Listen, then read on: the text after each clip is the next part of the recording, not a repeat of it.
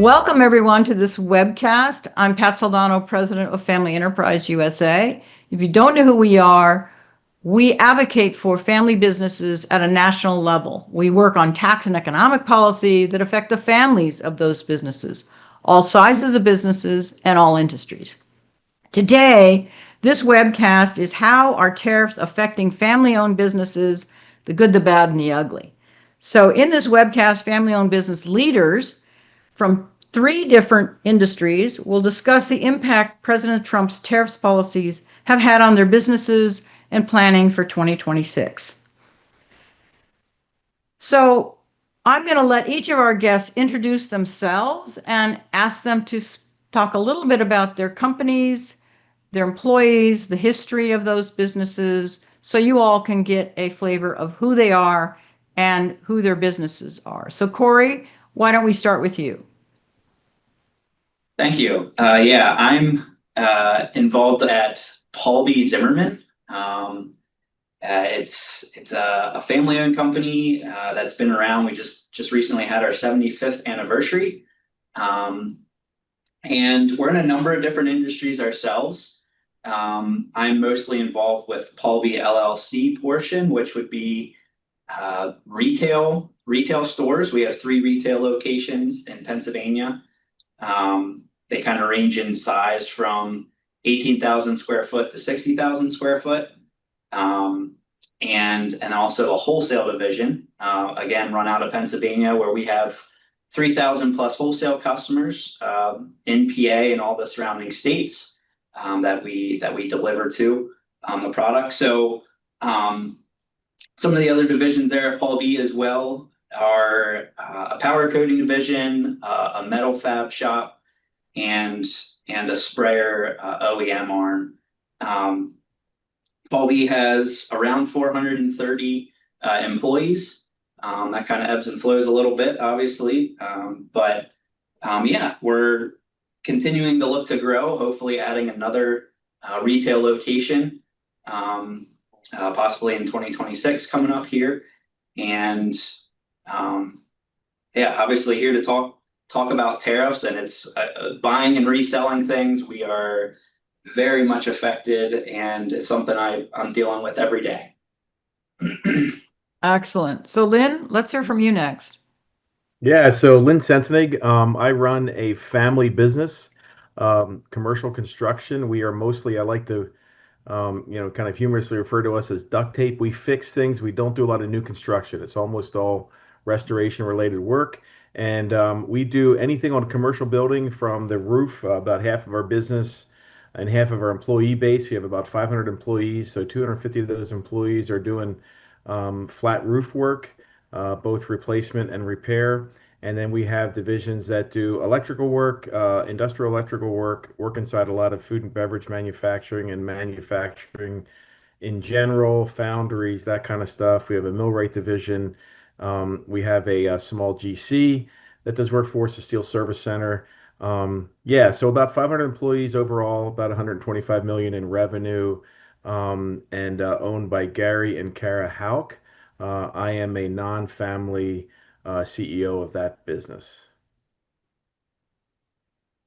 Excellent. Thanks, Lynn. So Dan? Yes, Dan Sod. I'm the small guy in the group. 3rd generation scrap metal recycler in the central PA area. In fact, all 3 of us are part of a really good group of family businesses that are very aligned on core values in our central PA area. It's kind of the backbone, especially of our area in particular. I know that's a common thread throughout the country, but I think there's something really special about our area where we are aligned in that sense. Our role, we happen to work with both of these companies that we're proud to be with here today. We basically recycle metal mostly through industry, but also through the public. We process it and get it ready to be sold a block away to a foundry or across the world to China. So we are obviously very impacted by this topic as well, and we're ready to talk about it. Excellent. Well, let's get into that subject. We've heard from a lot of family businesses around tariffs. We've written articles, and that's one of the reasons we're doing this webcast today. We've heard from some family businesses that say, gee, I cannot make or grow my product in the United States. Example is Nielsen Macy vanillas, right? You can't grow vanilla in the United States. So they're a proponent of exempting raw materials. We have had another company that is a spice business that's been fortunate enough that their spice company has been exempted, actually. So now they don't have the kind of concern that they had before. And then we have other businesses that say, well, we've actually seen some benefits because we've seen some reshoring. So some of the products or raw materials that were purchased outside the United States, now they're coming back and maybe purchasing them or buying those raw materials inside the United States. So I'd like to talk about how each of you is affected by tariffs. And Dan, I'm going to start with you. Sure. And my perspective, as I mentioned, I had a very generic. I have everything written out here, and then just like the whole tariff scene today, we had some breaking news that changed my whole outlook, and that's kind of what it's been in the past few years. Today, I don't know if everyone's aware, but there was new threats of tariffs on China, and copper's down 20 cents a pound. So we are the embodiment of this kind of policy, ad hoc policy, and it obviously affects our business every day in how we do. But just to backtrack, the way we're impacted mostly, we're an exporter. So businesses like ours, agriculture, and some other ones, we represent about 12% of the economy as an exporter. And we are actually the ones that are narrowing the trade balance with the rest of the world because we're actually exporting product from our country elsewhere. And we, it's interesting. The last round of tariffs in 2018 was really punitive to our business and agriculture because China took that tariff threat and then they said, hey, fine, we're not buying any of your stuff. And that really impacted our business to the, we lost money those 2 years. And we had to ride the storm through that to wait out what happened. So basically, when you are selling to the world, or even with us, 3% of what we do is exported. But we rely on having a healthy export market so the domestic users can't underpay for our metal. So when if we have 100 buyers of our copper, for instance, and 70 of them are automatically not allowed to buy, the 30 that are left can set the price low. So the same thing is happening this time with soybeans. Soybeans this year are having a record crop. So it's what they're even more impacted because there's more supply of a material, and China is saying we don't want your soybeans. So it's things like that to an exporter when with tariffs that are a real hurt to our actual the price of the commodity. On the flip side, we are seeing some reshoring. We're obviously very much in favor of U.S. manufacturing making a comeback. So there are some positives that have come out of this, and this round two is impacting us less. So this time around, aluminum is up slightly since the Liberation Day in April, and copper is up a little bit as well. So it's not tanking like it did last time. But like I said, there's pros and cons to it for us because our business needs local manufacturers to thrive. If there's less people making things in our country, there's less to recycle. So we understand that and we support that. It's more maybe of the tactic of the situation that causes us more of a problem than the actual tariff. Yeah, and I think that lack of certainty is what we're hearing mostly, and lack of predictability. What Mhm. is it? What is going to happen tomorrow? As you just said, Dan, you've already, you've had a change just today. So Yep. So Lynn, let's hear your story. Yeah, so I would say out of the three businesses represented here, we're probably impacted the least. Most of the material that we purchase is made in the U.S.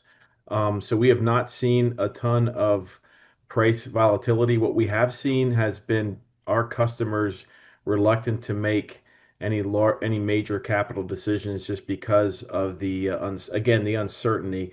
I think I think the strategy makes sense long term. I think the question everybody has is, are we going to have the stick-to-itiveness to get through the pain to get to the desired end result?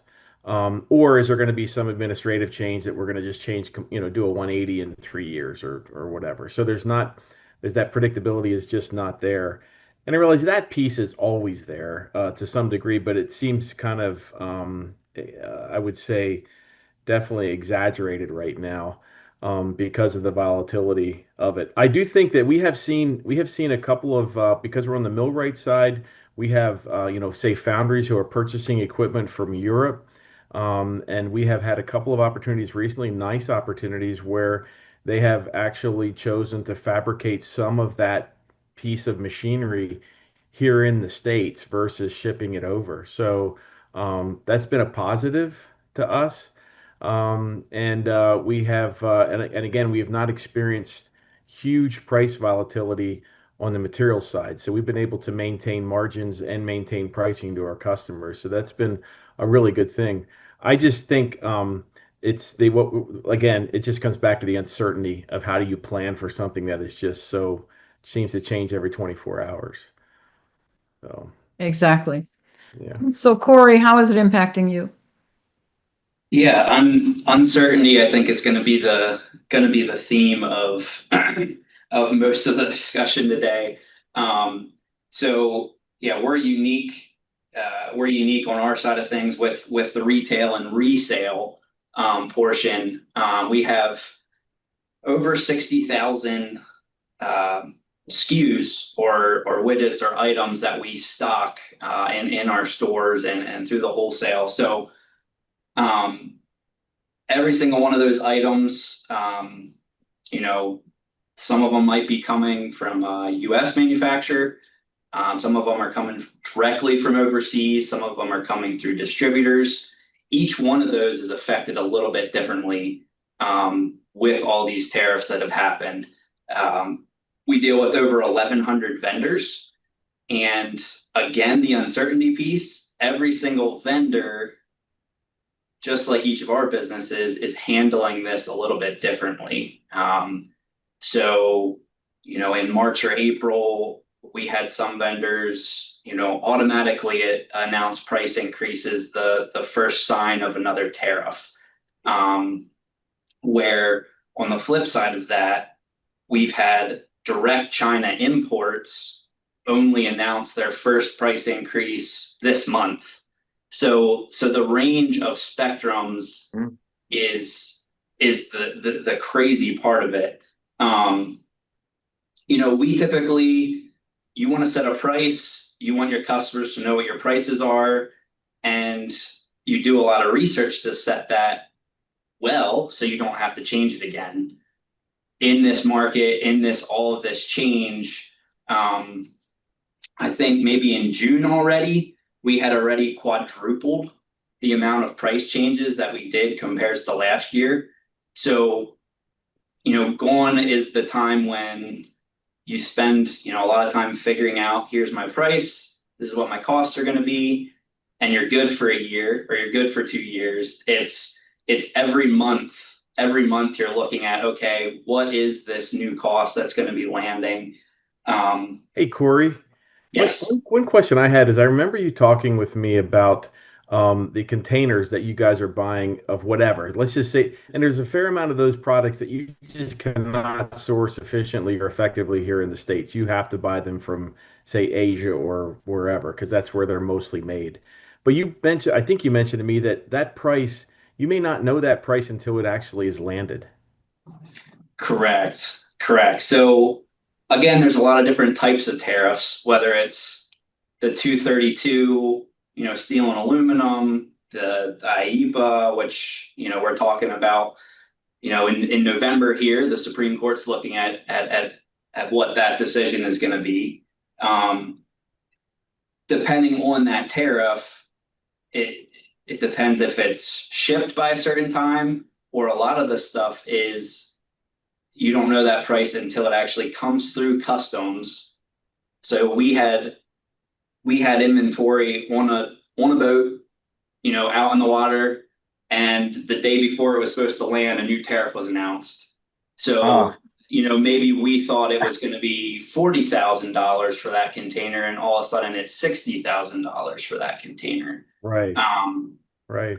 So yeah, that unknown piece is the crazy part. So, you know, 3-4 years ago, we were all dealing with the unknowns of COVID. The supply chain was so disrupted. You place a PO and you had no clue when it was going to actually land. You know, when was that inventory going to be here? Now it's not when's it coming, it's what is the price actually going to be. Right. So yeah, different issue, but still very, very uncertain. The uncertainty, you know, that affects how you quote your customers. You know, you need to decide, is this quote held, or is this quote, depending on what the tariff is, this is your price, but it might be this when it actually gets here. And that's different than how we've ever done business. And you're selling widgets that your customers can go down the road and buy somewhere else. Correct. So you have that, and you're dealing in margins that are pennies on the dollar. So you can be upside down rather quickly if you're not quick on your feet. Yes. And then, yeah, go ahead. So I was just going to ask, to that point, how are you planning for the long term then? And how are your customers planning? Are they buying sooner? Are they holding off buying? Lynn, you talked about this a little bit. How do you really, you know, as you said, you used to be able to plan for a year or two. Now, are you planning? Or are you just dealing with day-to-day issues? I can jump in on that quick. It's definitely a mixture.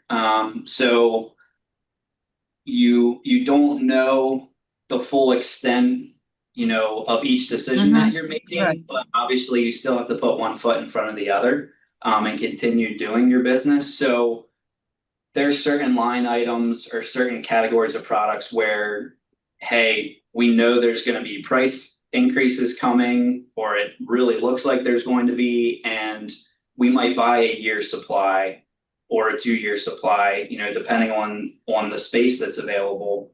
But on the flip side of that, we're also making decisions of, hey, usually we stock up on this product. Now we're actually going to do just-in-time inventory as much as possible, because we're betting that the price is actually going to go the other way in the next couple of months. So it really is a mixture, but I think the biggest thing is we can't be scared off by it. You know, as family businesses, like, if we want to be here for the long haul, you have to keep putting, you know, one foot in front of the other. And we see vendors and businesses around us who react completely different to this. So some people are like, oh no, like, we can't, what do we do? I don't have the data to make a good decision, so I'm not going to make a decision.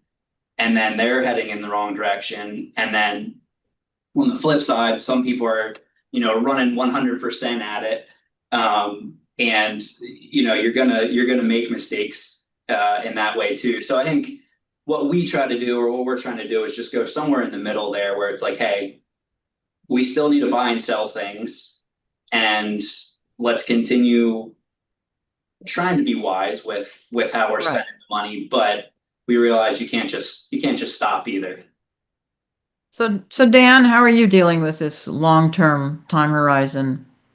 Yeah, it's I mean, and also to go back to what Corey and Lynn say, this is it really is interesting, because there's so many parallels to the first tariff round and COVID, because if you remember, out of COVID, the people who got the inventory first were first rewarded, and then they were hammered because they bought too much and the prices went down. So there was no winning out of that phase a few years ago. And it's like, as Corey, we were talking before this started about the difference working in a locally held operation versus a corporate operation. Corporate operations are working on a 1 quarter or less time frame. We can make longer term decisions that can either help us or hurt us against our competitors. For us, we basically have learned the lesson from the last round that we will have to weather some storms. Today's announcement was about rare earth minerals. We don't have rare earths that we recycle, but our administration is starting to treat copper like a rare earth element, because it's so important. So we know we're going to have to be weathering that, and we will take a longer run. So Pat, to answer your question, us versus other scrap dealers, even, we're gonna sort of absorb the daily differences a little bit longer and give a little more predictability to our customers. But we know I might buy 1,000 pounds of bare bright copper from someone else. I might be underwater on that deal, but then like today, I could be making more on it. So we kind of try to give a little more predictability than our competitors, and I think that's how a company that looks in the long run operates a little more. And because of how we're conservatively run, it gives us a little bit of an advantage of predictability. Because just like we're striving for predictability, our customers are also. If you can give more of your downstream vendors and customers predictability, I think you're going to win. Yeah, that's an important point. And so, Lynn, how are you handling this, long-term time horizon? And are you changing the costs, or the price to your ultimate consumer or customer? Are any of you really adapting or changing the cost? Are you absorbing the cost of tariffs, or are you passing any of it on? Well, I wish I had, a retail's ability to put digital price display tags on my merchandise. But I don't have that. We are, 70% of what we do is bid work. So we put a bid in, we're pretty much locked into that number to deliver. So you mentioned, Dan, how difficult it was coming out of COVID, and how people really bought up. But if you were left stuck with it, it was a bad bet. And we Yeah. saw a lot of our competitors do that. We did not stock up during that time, but then we also struggled getting materials for projects. So, and then coming back out of that, we had some pretty inflationary pressures on our building materials stuff that went up in, say, 21 and 22. Prices just went crazy, and we couldn't keep after that. We could not pass those increases on to our customers. So if we were facing, rapid inflationary pressure like we were a few years ago, um, it is really difficult to plan for that in a bid environment like we live in, because we're basically pricing off. We put some kind of percentage points in there for price escalation, but it was nowhere near enough for that rapid escalation time back then. So to answer your question, Pat, we continue to keep a close eye on pricing. We talk to our vendors a lot, and we've actually had a few, I would say, isolated instances where vendors actually came back to us and started pricing aggressively against a competitive vendor. That has not happened for a long time. Now, that means in their particular business, it's getting much more competitive and there's more supply than there is demand. That's isolated. I wouldn't want to apply that across the board. But if we'd start seeing a lot of that, then I'd say we're probably getting closer to a recession. I'm not seeing that now. Right now, demand still remains pretty strong in our neck of the woods. And our request for quotes is still active. Our hit rates are still staying fairly consistent, although we do see margins tighten a bit. So when margins tighten in our business, that just means, we've either got to go get more to substantiate the overhead that we have in the business, or we've got to cut overhead, one or the other. So. Mhm.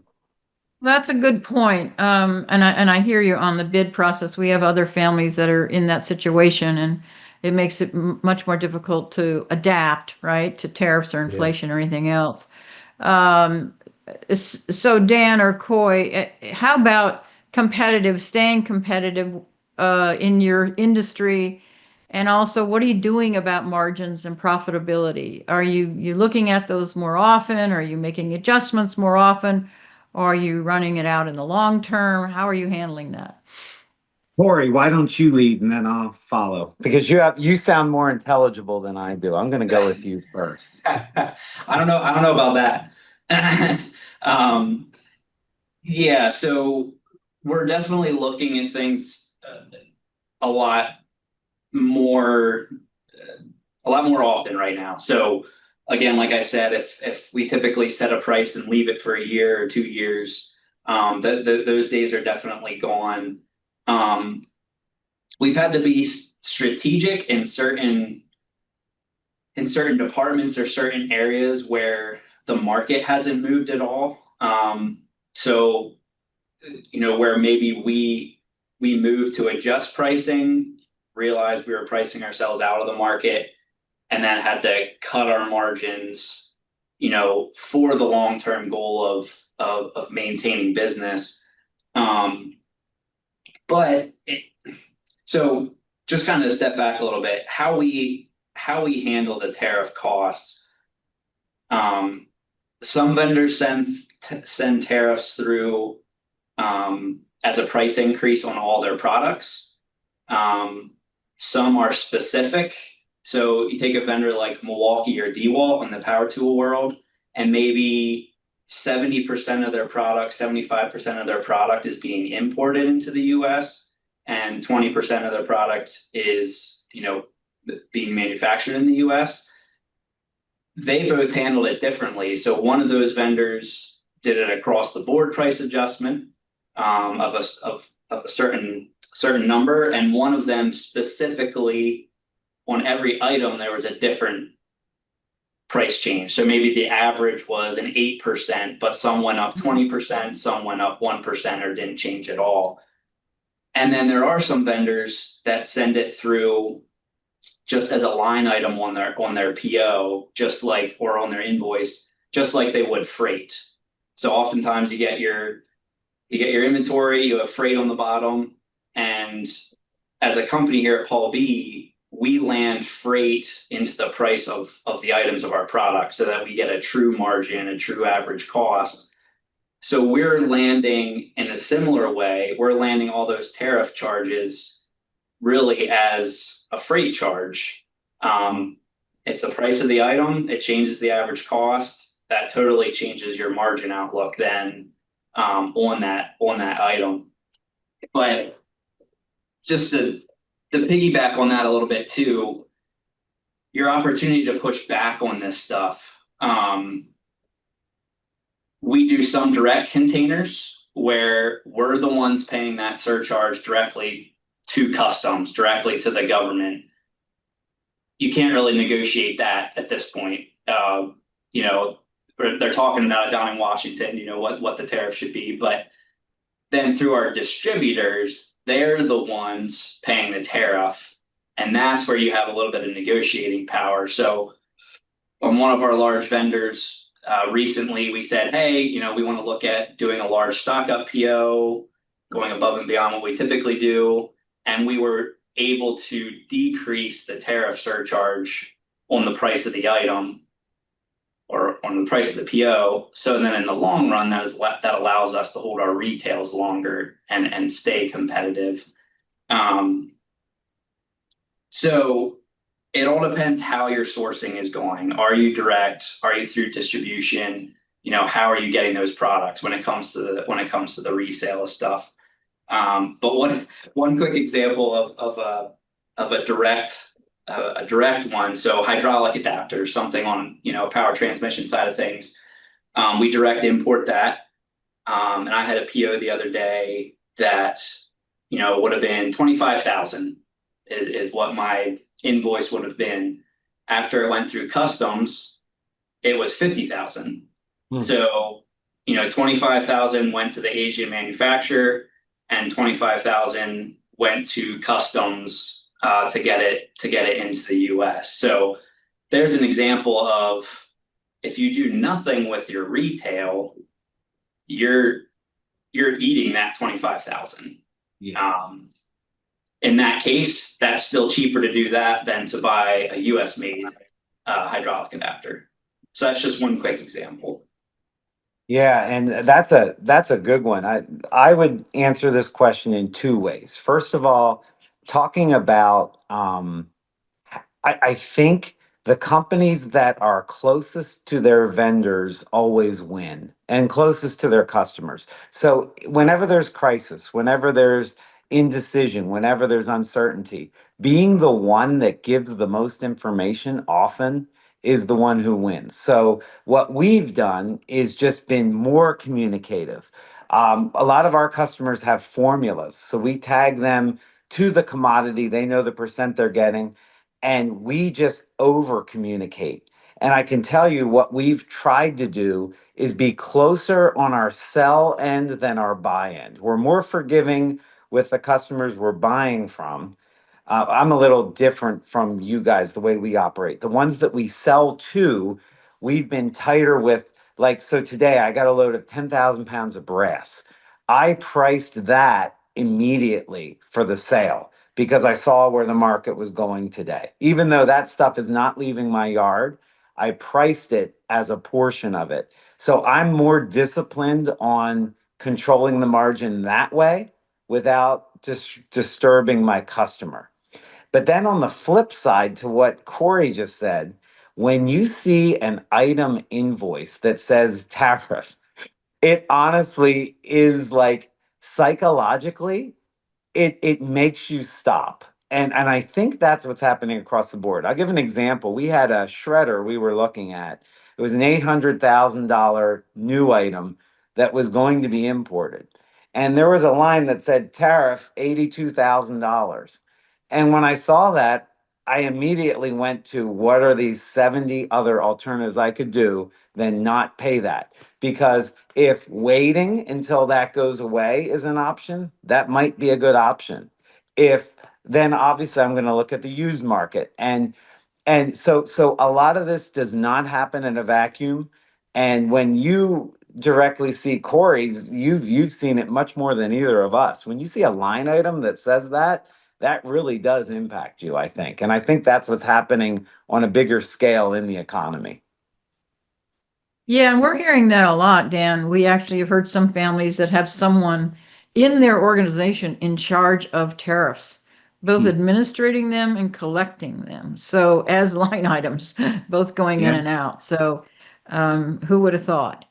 I would like for you all to comment on where the administration and Congress can help you in tariffs. So think about, if you were in the room with President Trump and he was asking you, how can I help you? What would be a good fix for tariffs, particular to your company, your industry? What would you say to him? If I could answer this just with the context, since I was on the lobbying trip with your organization in May, which I'd recommend to anyone to take advantage of, first of all, joining the FEA, USA, and then actually going down and lobbying. I think what I would say if I was granted this opportunity, I would keep the scope bigger than narrow. While some of these tariff things are, a little bit tough for us, understanding the administration's push to reshore, the overall goal is something that I think everyone on this call, and I think most of the FEUSA understands and supports. We all want a community because, first of all, it's our neighbors having jobs, it's our businesses having customers. We all want more things made here. We all can agree with that. Um, and if we have to have a little suffering on this, fine. But I would also just applaud some of the things your organization really pushed for in the big, beautiful bill. Taking a 39-year depreciation down to instant for a manufacturing facility that you're going to build is a huge game changer. And there's all kinds of things in that bill. So I think what I would ask is if it could, it's more of a communication thing to me. It's allowing for much more predictability and business-like running instead of thriving on unpredictability and negotiation. You can still do that behind closed doors, but to sell the whole package to us as one, like this is this big beautiful bill is here are the things that are going to get you that you're going to get money back from this situation. If it was all presented, I think in a way that was like one big package, I think it would be much more tolerable to understand where everything is coming from. Because I do feel that I support a lot of it, but the ad hoc stuff is really what the killer is to me. But when, like I said, when you step back, when you understand, and when you get down and lobby and see what people are really, we're trying to build an industrial policy in a democracy. And it's very hard to do. China can say, in the next 20 years, I want this, that, and the other thing. And they can go do it. Um, and you know what? Some of that is appealing. Not the fact that, you know, that the human rights violations, the fact that no one can be voted out, none of that's appealing. But some of that ability to have an industrial policy is wonderful. And if we could kind of get there in the sense of these tariffs are part of a bigger picture, and here's where we're giving you money back as an organization. If it could be understood more in that approach, I think it would be a much better you'd feel better about supporting the overall. That's helpful. Lynn, what would you say to President Trump? Oh, I'm going to mirror a lot of what Dan said, but just and I probably won't say I won't take up quite as much time. I'll try to keep it short. But I just think that look, the American dream is still alive, and I think that most of us get what the end result, what the desired result is out of all this stuff. We just need a clear-cut path to get there so that we can plan accordingly. So there's plenty of folks out there that are hardworking folks that want to be successful, and they will be if they have some guidelines to follow. So That's a good edit. You Excellent. should be around to edit me more often, Lynn. All right, Corey, you're last. Yeah, I agree 100%. If at the beginning of the year, if the administration would have came in and said, hey, these tariffs are going to be 100%, even if it's worse than what they are right now, if we would have known that, been able to start planning, being able to start adjusting, and understand it was all part of the negotiation, but if we would have known what it was going to be, then you can actually make better informed business decisions, plan better for the future, start shifting where you're buying product more. That doing that would have changed, I think, people's minds faster.